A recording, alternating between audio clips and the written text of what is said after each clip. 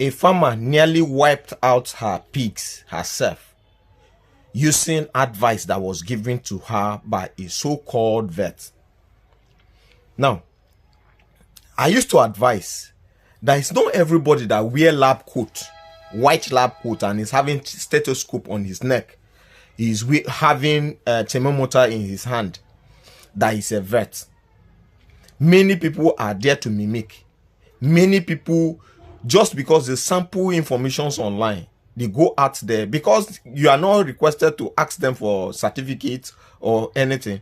They will just use that influence and give you wrong advice, and you will not know.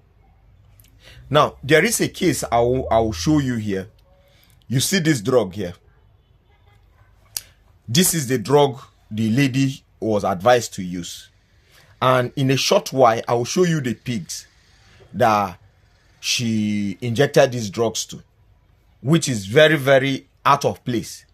Now, what I initially, when she reported this case, she said she was having a case that her pigs were not eating.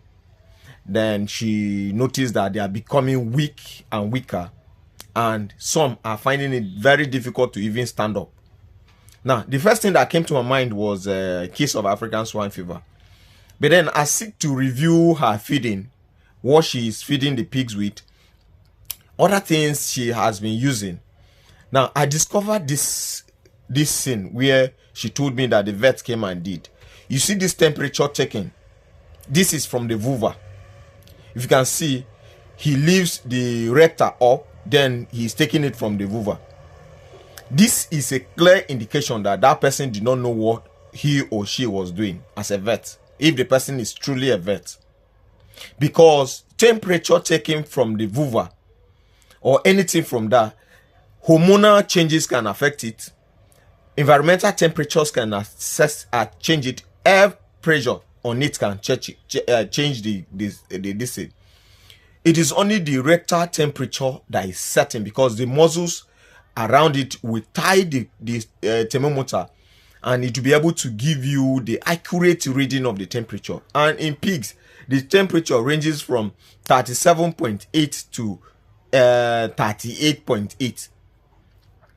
Now, in this temperature, if you watch the temperature the person took, is given 41.8 or thereabout, which ordinarily, if it is from the rectal temperature, this one is no ordinary fever. It's something that will give the vet a consign.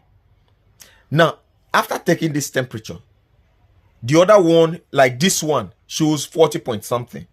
So this vet would have taken time to treat this animal and ascertain that this case is settled. Because there are so many cases. African swine fever can give you temperature from 40 above.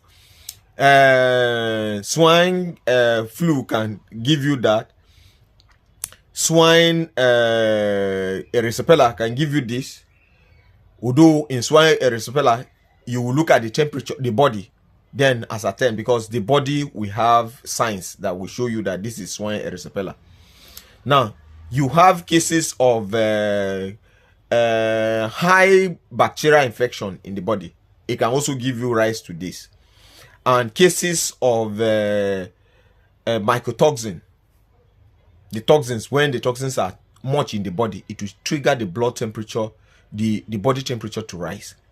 Now, let's watch how those pigs are looking. This is the pigs that were looking very healthy. I believe this video was taken when this case was not there. As you can see, all of them are rushing around to pick feeds and all that, and it is normal. So after having all this, the person decides to give treatment that is not what you should be looking at. For you to advise a farmer to inject when you know very well that the farmer is not knowledgeable about what is happening, except you train that person yourself, you guide the person. But giving that this drug should be used at the rate of 3 meals. When I checked these pigs, if you look at the pigs here, none of them is up to 75 kg. And giving this drug to a pig that is less than 70 something kg when it is 3 meals is overdosed to the stupor. Because this drug, the companies, it depends on the company. Some is the dosage is 1 meal to 20 kg body weight, while the other one is 1 meal to 23 kg, 25 kg body weight. So giving this, if it is that 25, is 75 kg already. So giving it to a pig that is less than that, you will see them coughing, vomiting, and all the signs that she reported. So later on, I discovered that it was a case of bacterial infection. You know, she's having chicken around. Those who watched some of my videos I did before, we appreciate the fact that I talked about rearing pigs and also chicken in the same place. She's rearing chicken. Then she's also feeding her pigs with wet feeds, which is a gateway for bacteria to multiply fast. That is what she's experiencing on the farm. Now, somebody advised like this. So my earnest advice to everybody listening and watching this video is that be very careful for you to take advice from people. Some people are just farm attendants elsewhere. Since they know how to inject drugs, they claim to be vets and they will give you wrong information. They will spoil the name of veterinary practices and all that, and everybody will start seeing veterinarians as people who are not knowledgeable about what they are doing. When you see a good veterinarian, no matter how a vet is bad, at least the person will impact your farm to a way before it go down. Except the person was not in school. He was only awarded that certificate without studying. So thank you. I believe you've learned something from this video, and it will also help you to sit up. If you have noticed anything surrounding this, or you have similar case and you have some questions you want to ask, you can ask in the comment section. And if you have any other question to ask, you can equally ask. Thank you and remain blessed.